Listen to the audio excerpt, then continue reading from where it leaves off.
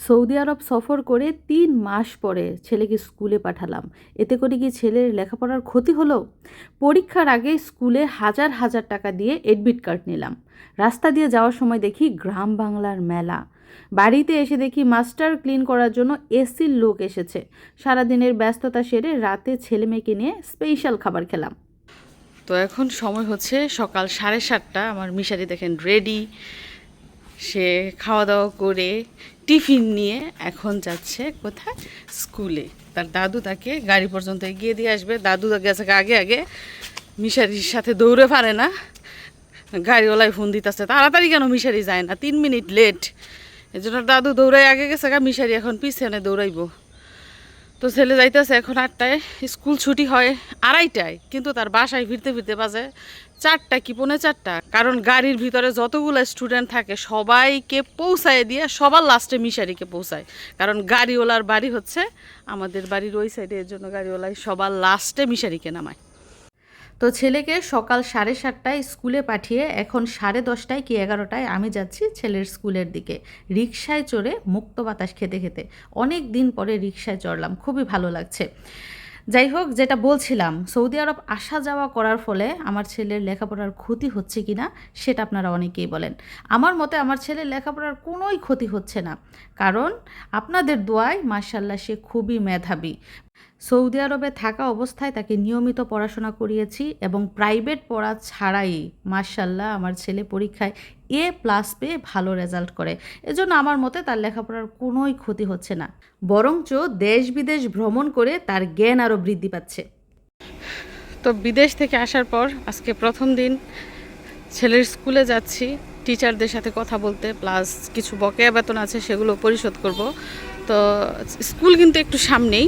আর এদিক দিয়ে দেখুন স্টল দেখা যাচ্ছে, কি মেলা না কি জানি না, বুঝতেছি না, হয়তো বা মেলা। এদিকে কিসের মেলা অসময়ে?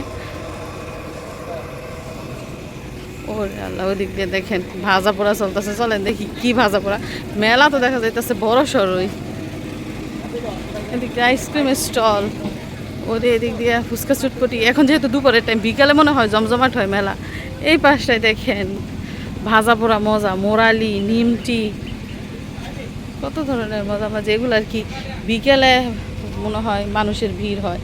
এই যে মনেকা মজা, এই যে মজা, এগুলো মনে হয় বালিশ মিষ্টি।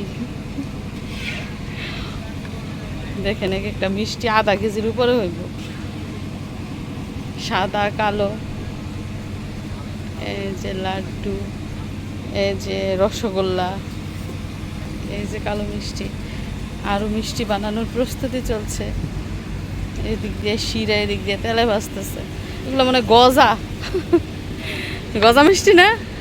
আচ্ছা, মেলা কি বিকালে হয় না রাতে? বিকাল থেকে মনে হয় রাত 10টা-11টা পর্যন্ত চলে। এই পাশটায় দেখেন এই দোকানগুলো কিন্তু এখনো খোলে নাই, যেহেতু দুপুরের টাইম। বিকেল থেকে বলে মেলা বসে। এদিকটাই কি, এদিকটাই মনে হয় ফুচকা চটপটি। ওই যে স্কুলের বাচ্চারা দেখেন, স্কুলের ছাত্রীরা নৌকাতে উঠতেছে, নৌকাতে। ওই যে এই যে এদিকটায় দেখেন বাচ্চাদের খেলনার দোকান। আমার ছেলে যদি এখন উপস্থিত থাকতো, মনে করেন চিড়া ফেলা শুরু করে দিল এগুলো কেনার জন্য। ও মনে হয় দেখছে আছে, এদিক দিয়ে যাওয়ার সময় গাড়ি থেকে দেখছে মেলা। বাড়িতে গিয়ে আমার কাছে গল্প বলবো। গাড়ি থেকে তার নামার সুযোগ না। এই যে দেখেন অনেক বছর পরে এই জিনিসটা দেখলাম, নাগরদোলা। আমরা বলি চরক গাছ, এই নাগরদোলারও ব্যবস্থা আছে এখানে। আমরা ছোটবেলা নাগরদোলায় উঠছি অনেক ছোট থাকতে, কত বছর পরে যেটা দেখলাম। এবং এগুলা মেলার মধ্যে আসতো আগে নাগরদোলা। আর এই পাশটা এই যে নৌকা, একবার নৌকায় উঠা কি ভয় যে পাইছিলাম। 4 জন ছাত্রী বসছে, দুই পাশে 2 জন 2 জন করে নৌকায়। তুমি উঠো নাই কেন? তুমি উঠলা না? আমার মাথা ঘুরে, আমি জীবনে এগুলাতে উঠতে পারি না। এখন যদি আমাকে নাগরদোলায় উঠায় দেওয়া হয় আমি জীবনে উঠতে পারবো না। ছোটবেলা উঠছিলাম, এখন বড় হয়েছি, এখন ভয় পাই।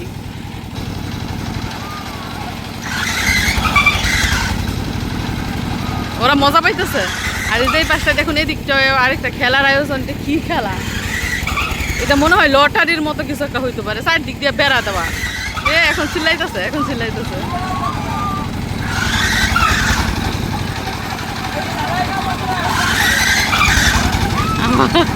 কেরোর কেরোর শব্দই মাথা ঘুরাইতেছে। এবং এদিক দিয়ে দেখেন, এদিক দিয়ে রাতের বেলা মনে হয় নাচ গানও হয়। ওই যে দেখা যাচ্ছে স্টেজ, চেয়ার টেয়ার, মানে বিকেলের পর থেকে গান বাজনা হয় মনে হয়, মিউজিক বক্স টক্স এগুলো দেখা যাচ্ছে। শিল্পী টিল্পী আসে হয়তো বা নাচের লোকজন। তো বড় সড়ো পরিসরেই কিন্তু দেখা যাইতেছে মেলা এখানে হচ্ছে। এবং লাইটিংও দেখা যাচ্ছে এই যে এদিক দিয়ে ঝাড়বাতি টাঙানো হয়েছে, মানে রাতে হয়তো বা পরিবেশটা অন্যরকম হয়। যাই হোক, এই এলাকাটা হচ্ছে হিন্দু এলাকা, আপনাদেরকে জানিয়ে রাখি। আশেপাশে যত বাড়িঘর আছে সবই হচ্ছে হিন্দুদের বাড়ি, এজন্য হয়তো বা এই দিকটায় মেলার আয়োজন চলছে কিংবা মেলা এলাও। কিন্তু আমাদের মুসলিম সমাজে কিন্তু আমরা অনেক বছর ধরে মেলা দেখি না কিংবা যাওয়াও হয় না। তো এক উছিলায় আজকে অনেক বছর পরে মেলা দেখে গেলাম। যাই হোক, আমি স্কুলে চলে যাই। স্কুলটা ওই যে ওইখানেই। আমি একটু সামনে নেমেছি আর কি গাড়ি থেকে। গাড়ি আজকে পাই নাই, কত রকম একটা গাড়ি পাইছি। রিজার্ভ গাড়িতে উঠছি আরেকজনের, ওইখান থেকে আর কি নাইমা তারপরে আসলাম এতটুকু হাইটা। আর গরমের কথা কি বলবো, প্রচুর গরম। আমাকে দেখি হয়তো বা বুঝতে পারছেন ঘেমে টেমে বিনাশ। এই গরমের মধ্যে দুপুরের রোদে তারপর আসছি ছেলের স্কুলে। আসলে বাচ্চাদের ভালোর কথা চিন্তা করলে কখনো ঘরে বসে থাকা যায় না। আজকে যদি আমি স্কুলে না আসতাম তাহলে কিন্তু আমার ছেলের অনেকটাই ক্ষতি হতো পড়াশোনায়। টিচারদের সাথে কথা বলে যাব, তারপরে বিভিন্ন শিট সাজেশন এগুলো নিয়ে যাব এবং এডমিট কার্ড নিয়ে যাব। ছেলের সামনে হচ্ছে পরীক্ষা, এডমিট কার্ড নিতে হবে, বকেয়া বেতন পরিশোধ করতে হবে। এর জন্য কষ্ট করে আসা, ছোট্ট মেয়েকে বাড়িতে রেখে তারপরে এসেছি। যত তাড়াতাড়ি সম্ভব আমার আবার বাড়িতে ফিরতে হবে। তো দেখতে থাকুন, আমি এখন স্কুলের ভিতরে ঢুকছি। আচ্ছা, স্কুল কি ছুটি হয়ে গেল নাকি? আমার কি আসতে দেরি হইলো নাকি আজকে? একটা আজান অলরেডি দিয়ে ফেলছে, জহুরের আজান। স্কুল তো ছুটি হয় 2:30টায়। অনেক ছাত্রছাত্রী বের হয়ে যেতেছে। যখন আমার ছেলেকে স্কুলে ভর্তি করা হয় তখন এই যে সব বাড়িঘর কিছুই ছিল না। পরে গিয়ে এগুলা বড় বড় বাড়ি করছে, এগুলো এখন ভাড়া চলে। যারা দূর থেকে স্কুলে আসে তারা বা বাসা ভাড়া নিয়ে ফ্যামিলি নিয়ে থাকে এখানে। দেখা যাচ্ছে যে প্রাইভেট পড়াইতেও সুবিধা হয়, মাস্টারের কাছে প্রাইভেট পড়াইতে পারে। যে দোকানপাট বাড়িঘর আগে এগুলো কিচ্ছু ছিল না, সব এগুলা একদম খোলা ছিল। ক্ষেত ছিল, ক্ষেত, ধান ক্ষেত, এগুলো এখন এরকম হয়েছে। যাই হোক, যাই স্কুলের ভিতরে। তো স্কুলের ভিতরে ঢুকে ডানে বামে না তাকিয়ে সরাসরি চলে এসেছি অফিস রুমে, কারণ আমার কাজই হচ্ছে এইখানে। আর প্রতিবারই দেশে এসে স্কুলে আসতেই হয়, কারণ টিচারদের সাথে কথা বলতে হয়, সাথে টাকা পয়সারও হিসাব কিতাব আছে। তো আমার ছেলেকে যেহেতু ইংলিশ ভার্সনে পড়াই, খরচপাতি একটু বেশি। আর আজকেও 20,000 টাকা দিয়ে যাচ্ছি। পরীক্ষার এডমিট কার্ড সাথে করেই নিয়ে যাব, সাথে পরীক্ষার সাজেশনও নিব। আর এখন যেহেতু দুপুর 1:30টা বেজে গেছে, ছেলের সাথে হয়তো বা দেখা করা হবে না। যদি টিফিন টাইম হতো তাহলে দেখা করতাম। আর আপনাদেরকে আরেকটা বিষয় জানিয়ে রাখি, আমরা সৌদি আরব থাকাকালীন অবস্থায় প্রতিটা টিচারের সাথে কিন্তু যোগাযোগ রেখেছি এবং কোন দিন কী পড়া পড়িয়েছে সবই কিন্তু আমার হোয়াটসঅ্যাপে পাঠিয়েছে। তো সেটা দেখে দেখেই কিন্তু আমি ছেলেকে প্রতিদিন পড়াতাম। তো স্কুলে আসলে এই জায়গাটাতে আমি সবসময় আসি, আমার এত ভালো লাগে এই জায়গাটা। পরিবেশটা অনেক সুন্দর, চারপাশে হচ্ছে একদম 4 কোণা করে ক্লাস, এই আর মাঝখানে হচ্ছে বাগানটা। যদিও এইখানে কেউ যেতে পারে না, 4 দিক দিয়ে দেখেন বাউন্ডারি দেওয়া। তো আমার ছেলে 3 তলায় পড়ায়। যে স্কুল থেকে এখন বিদায় নিচ্ছি, কাজকর্ম সব শেষ, কিন্তু ছেলের সাথে দেখা করতে পারলাম না, ক্লাস চলতেছে। চেয়েছিলাম একটু দেখা করতে। টিচারের সাথে কথা হয়েছে, ক্লাস টিচারের সাথে, কোনো সমস্যা নাই। যা যা প্রয়োজন দিবে, সাজেশন, তারপরে শিটের যা যা লাগে দিবে, সেগুলাই পড়াবো বাসায় থেকে। তো এই যে ছেলের এডমিট কার্ড সাথে করে নিয়ে যাচ্ছি। পরীক্ষার আগেই সব বকেয়া বেতন ক্লিয়ার, কিন্তু ছেলের সাথে দেখা করতে পারলাম না, একটা আফসোস। আমি বলেছিলাম মিশারিকে যে বাবা আজকে তোমার সাথে দেখা হবে স্কুলে, আমি তোমার স্কুলে যাব। কিন্তু ছেলে হয়তো বা অপেক্ষা করছে যে মা আসবে, কিন্তু আমি আসতেছি না। ওই যে ক্লাস চলতেছিল আর ভিতরে যাই নাই, ভাবলাম যে ডিস্টার্ব হবে। তো এডমিট কার্ড নিয়ে এখন চলে যাচ্ছি বাসায়। মেয়ে হয়তো বাবার ওইদিকে বাড়িতে কান্নাকাটি করছে। শীতল পরিবেশে মুক্ত হাওয়ায় পথ চলছি, আশেপাশে হচ্ছে সবুজ আর সবুজ।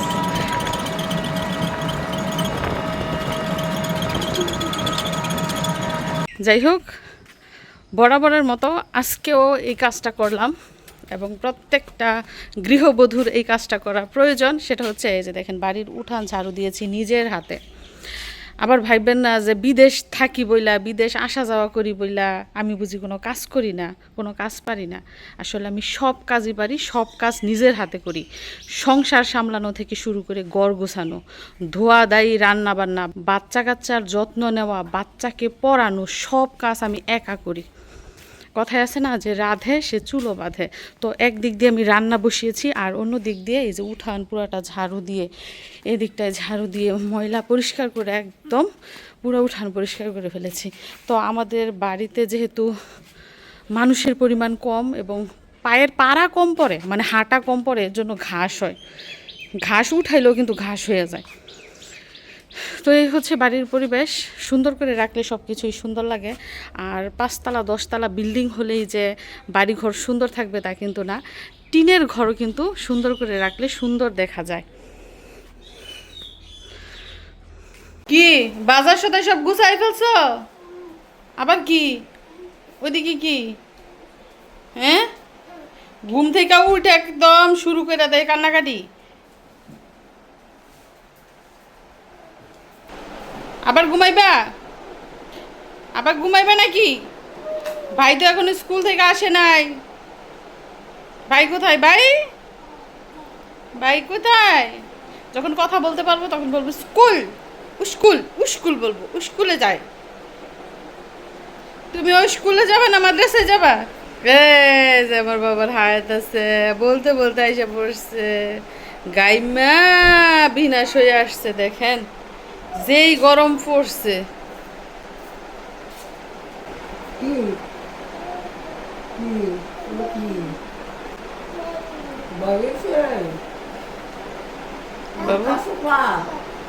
ভাইয়ার মাথা আশ্রয় দাও, ভাইয়া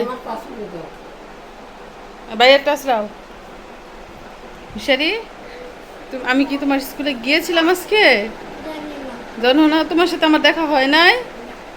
আল্লাহ, তুমি কি আশায় আশায় ছিলা তোমার মা যাবে? তুমি আশায় ছিল না যে তোমার মা তোমার সাথে দেখা করবে?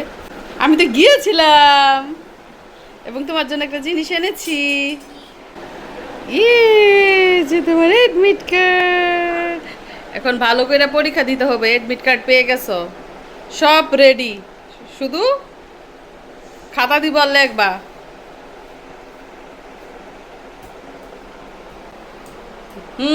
দরকার পড়ে বিশ্বাতল যখন তোমাকে পড়াইবো।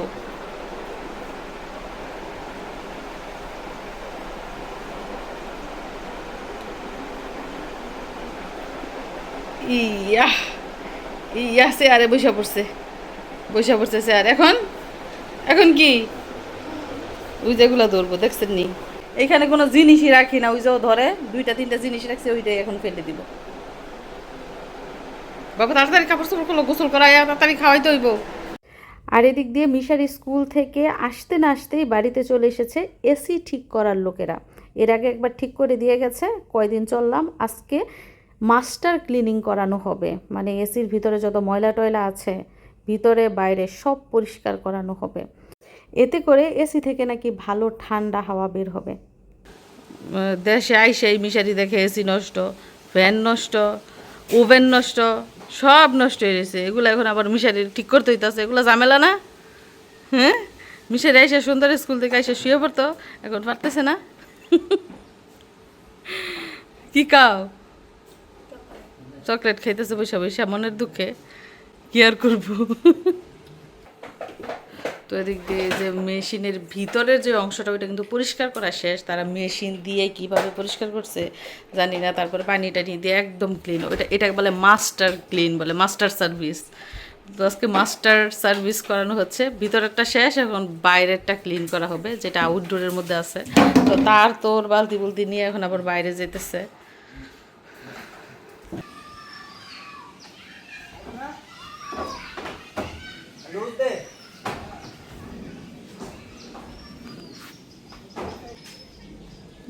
আউটডোর পরিষ্কার করা হইতেছে।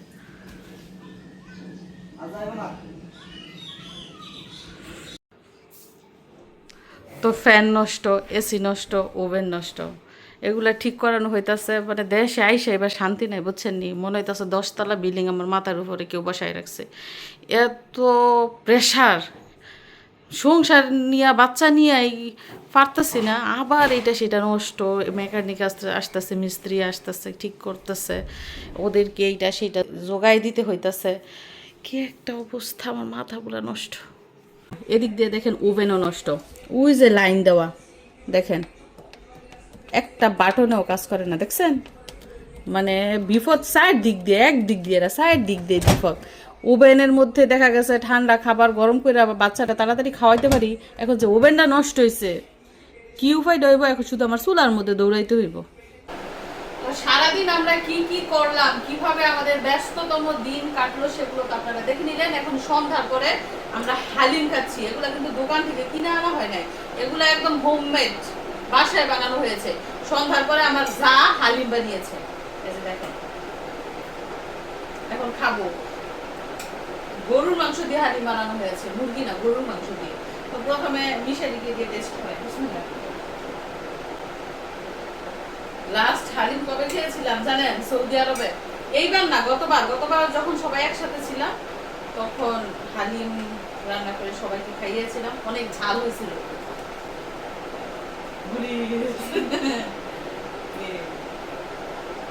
ভাই খাই, তুমি খাবা? আমি টেস্ট করি। বিসমিল্লাহ।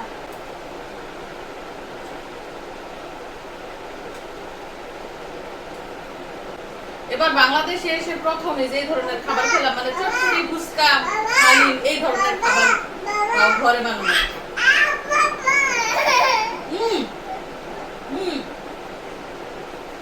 মশার জ্বালায় মনে করেন বসতে পারি না, বাইরে বের হতে পারি না, মেয়েরে কামড়ায় ফুলে উঠছে মশা।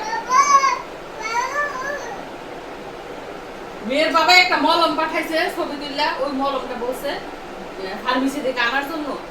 আমাদের এলাকার বাজারে সব ফার্মেসির দোকান খুঁজেছি, কিন্তু ওই মলমটা নেই। মানে মশার মলম, যে মলম লাগাইলে আর মশায় কামড় দেয় না।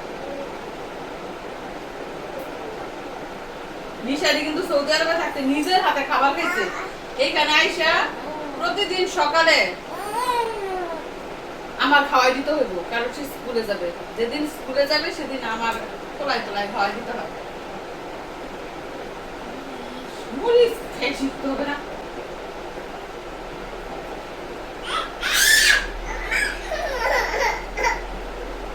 যাই হোক, বাংলাদেশে এসে যেমন ব্যস্ততা, তেমন পরিশ্রম, তেমন খাওয়া দাওয়া। অনেক খাবার খাচ্ছি, যে খাবারগুলো মনে টানতা ছিল ওই খাবারও খাইছি, যে খাবারগুলো মনে টানতা ছিল না ওই খাবারও খাইছি। আলহামদুলিল্লাহ। এখন খাওয়া দাওয়া করে ছেলেকে পড়াবো, তারপরে মেয়েকে খাওয়াবো, ঘুম পাড়াবো, তারপরে হয়েছে রাতের খাওয়া দাওয়া। মানে ঘুমাইতে ঘুমাইতে মনে করেন 12টা 1টা, প্রতিদিন এভাবেই সময় যায়। আর ছেলের বাবার সাথে তো ফোনে কথাই বলতে পারি না, এত ব্যস্ত থাকি। আজকে তো দেখছেন কি কি করলাম, সময় লাগলো। তো আজকের মতো বিদায় নিচ্ছি, সবাই ভালো থাকবেন। আল্লাহ হাফেজ।